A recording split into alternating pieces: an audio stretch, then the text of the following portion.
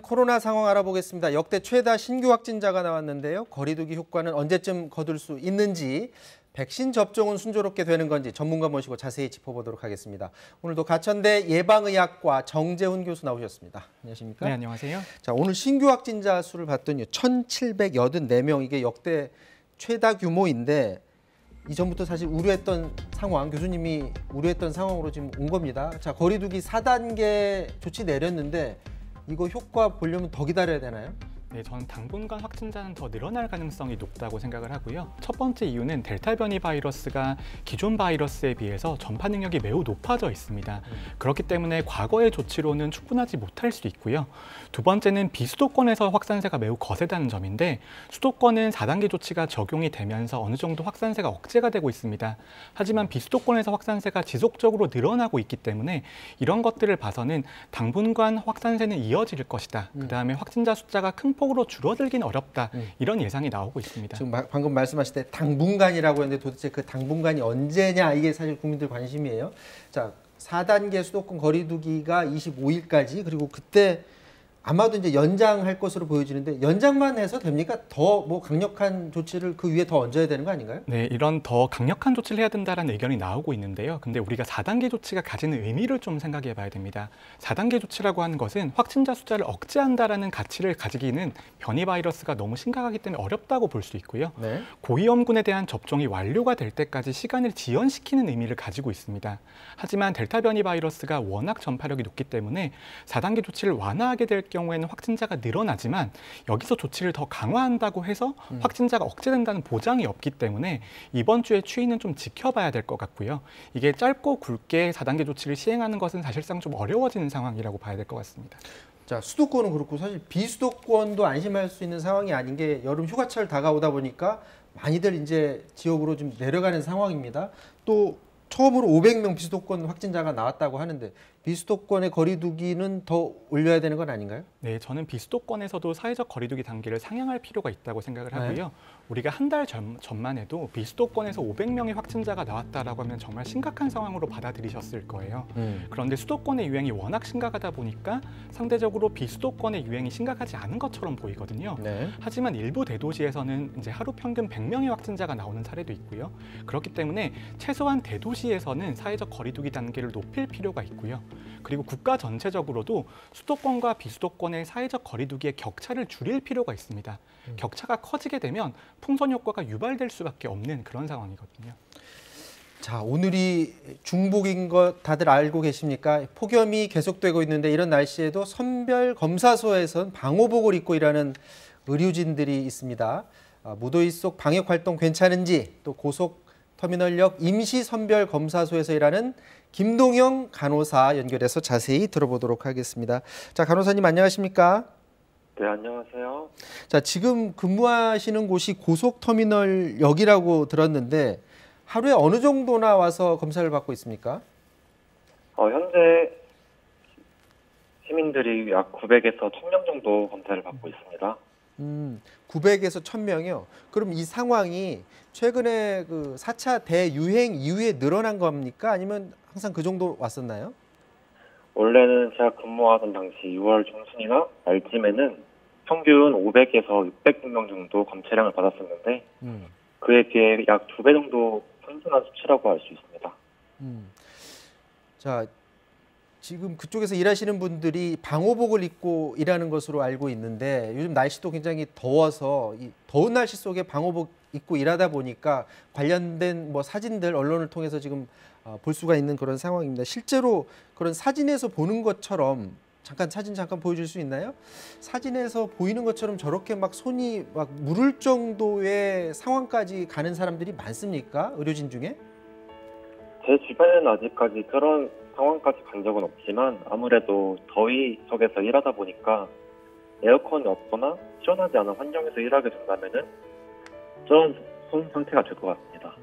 지금 특히나 이제 그 실내에서 일하시는 분들 말고 실외에서 일하실 경우에 어떤지가 굉장히 궁금한데요. 방호복을 입고 있더라고요. 그 방호복 안에 얼음조끼 같은 것들을 입고서 일하시는 상황인가요?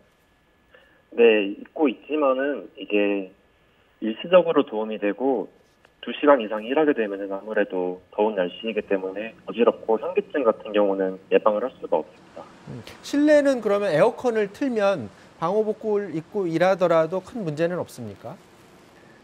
어, 약간 일시적으로 예방을 하는 것이지 아까 말했던 것처럼 2시간 이상 일하게 되면은 방호복 자체가 열기가 나오지 못하고 들어오지 못하는 상황으로서 에어컨으로 예방할 수 있는 게 딱 한계가 있는 것 같습니다. 실내에서 속초구청에서 제공해준 언택트 선별검사소에서 일하더라도 반팔 입고 일하는 것과 AP 가운을 입고 일하는 것의 차이가 확실히 있어서 확실히 힘든 점이 있습니다. 자, 2시간 정도 일하고 나면 그 다음엔 잠깐 쉬고 다시 일하고 이런 것을 반복을 하는 겁니까, 그러면? 네, 2시간 일하고 1시간 휴식을 하며 현재 로테이션으로 근무를 돌아가면서 일하고 있습니다. 그럼에도 불구하고 계속해서 그런 환경에서 일하다 보면 체력적으로 힘들 것 같은데 이게 뭐 그 방역 활동 하느라고 체력을 뭐 키운다든지 주말을 이용해서 체력 보강을 한다든지 그럴 시간은 혹시 있으십니까? 현재로서는 저희 의료진들에게 그런 시간은 주어지지 않았고요. 네. 현재 서초구청에서 의료진들을 위해서 시간을 조정을 한다든지 의료진을 추가 투입한다든지 이런 방법으로 보충을 하고 있습니다. 이건 어떻습니까? 그쪽에서 계속 이 일만 계속 한다면 체력적으로 너무 힘들 것 같은데 이게 뭐 일정 기간이 지나서 6개월이든 1년이든 그 기간이 지나면 사람을 바꿔준다든지 이런 시스템이 좀 있는 건가요? 네, 최대 6개월까지 할 수 있고 네. 그 이전에도 저희가 2주마다 계약을 연장함으로써 언제든지 나갈 수 있습니다. 최대 6개월까지 하고 나가는 겁니까? 아니면 최대 6개월 이후에 무조건 나가는 건가요? 아니면 그 다음에 상황에 따라 또 달라지는 겁니까? 그 상황에 따라 달라지는 겁니다. 자, 그 검사 받으려고 이제 사람이 많다 보니까 줄 서는 그런 시민분들을 걱정하시는 의료진들의 목소리도 있습니다. 자, 검사소 찾아오시는 분들한테 좀 당부해주고 싶은 말이 있다면 어떤 게 있을 수 있을까요? 저희 고속터미널역 임시선별 검사소 같은 경우는 시민분들을 위해서 평균 30분에서 1시간 이상을 기다리시는 시민분들을 위해 햇빛을 피할 수 있는 노랑 양산과 식수를 제공하고 있습니다. 이를 통해 탈진을 예방할 수 있고 좀 더 장시간 기다리면서 조금이라도 편하게 아스팔트 열기를 피할 수 있도록 도움을 드리고 있습니다. 물론 지금 현재 수도권 거리두기 4단계 조치가 취해져 있으므로 저희 열심히 일하고 있는 의료진들을 위해서라도 조금이라도 바깥 야외 활동을 줄여주셨으면 좋겠습니다. 자, 건강 잃지 말고 이 코로나 방역에 최선 다해 주시길 다시 한번 부탁을 드리겠습니다. 김동영 간호사와는 여기까지 하도록 하겠습니다. 말씀 고맙습니다. 자, 교수님 계속해서 말씀 나눠야 될 것 같습니다. 자, 이 얘기를 좀 해보도록 하죠. 그 자가 검사 키트, 최근에 이제 코로나 확산 속에서 자가 검사 키트 판매량이 굉장히 늘었다고 했는데 자가 검사 키트라는 게 자기가 본인이 혼자 하는 거라 아무래도 정확도도 떨어진다라는 목소리도 이전부터 있어 왔는데 이게 코로나 확산에 일조했다라는 목소리가 있는 것 같아요. 그 부분은 어떻게 보십니까? 네, 자가 검사 키트가 정확도가 떨어지기 때문에 위음성 문제가 있을 수 있고요. 위음성 문제가 방역에 부담을 줄 수 있다 이런 의견들이 있습니다. 위음성이란 말은 가짜 음성이란 말인가요? 네, 그렇습니다. 가짜 음성이 나올 수도 있기 때문에 그것이 방역에 부담을 줄 수 있다 이런 의견들이 나왔는데요. 네. 저는 그럼에도 불구하고 이런 자가 진단 키트를 사용한 게 4차 대유행의 주요한 원인까지는 아니라고 생각을 합니다. 이제 이런 주요한 원인이 될 만한 근거가 아직까지는 없는 상태이고요. 하지만 이게 자가 진단 키트가 효과가 있냐에 대해서는 다시 한번 검토가 필요하다고 봅니다. 만약에 이런 자가 진단 검사 키트가 방역에 있어서 효과가 떨어진다라고 본다면 반드시 비용 효과의 개념에서 접근을 해야 되고요. 다른 더 좋은 방법이 있고 비용이 더 적은 방법, 아니 접근성이 더 좋은 방법이 있다라면 그쪽 방향으로 접근하는 게 훨씬 더 효율적이 아닌가 이제 그런 생각이 듭니다. 지금 일부 방역 전문가 같은 경우에는 언론에 나와서 스캔들 가능성까지도 언급하더라고요. 그러면서 일부 지역에서 이거를 너무 권장 사용하고 하는 것들이 문제다.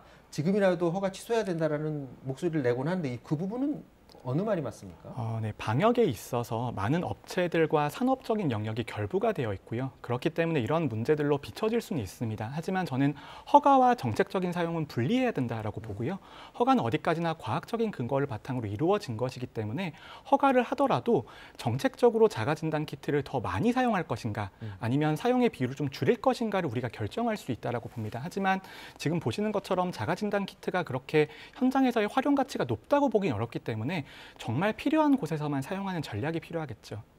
백신 얘기를 안 할 수가 없는데 지금 50대 사전 예약 받고 있는데 지금 며칠째 혼란이고 어제 또 혼란이 있었습니다. 제 주변에서 들은 얘기는 뭐 2시간 기다려서 하려고 했더니 또 에러 나서 2시간 더 기다렸더니 또 에러 나더라.